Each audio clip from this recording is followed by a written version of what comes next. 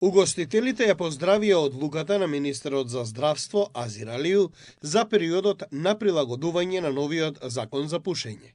Тие и сега биле подготвени за целосно спроведување на законот, иако ќе претрпеле големи загуби. Кафанџиите потенцираат дека не е толку проблемот во законот, туку во контролите, бидејќи и актуелното законско решение, кое е многу слично на новото, не се применува секаде подеднак. Сличен закон е као што беше 2010 кога го донеса. Со тоа што во овој новиот колку што гледав, колку што го читав, имаше и на јавни површини и на поригорозен, пообемен. Бевме запознаени. Нас не ни одговара воопште.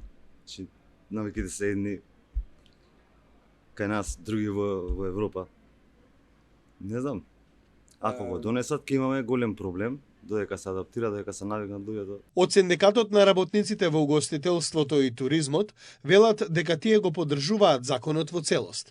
Ја поздравуваат и одлуката на министерот Алију, со која се дава период на адаптација. Го поддржуваме новиот закон за пушење, меѓутоа бараме одредени контроли, соодветни дејства за да не се доведеме во ситуација и така дефицитарниот кадар кој што постои во овие два сектори да стане уште подефицитарен, односно со стрикната примена на законот на за пушење, да се доведеме во ситуација одреден број на работни места, односно работници да ги изгубиме, кои што дел знаеме дека ги имаме изгубено поради ниските плати и истите заминуваат на работа во странство, односно во земјите од регионот. Почетокот на март нема да значи и старт на казнувањето за пушење цигари пред училишта, јавни установи, во угостителски објекти или на автобуска постојка.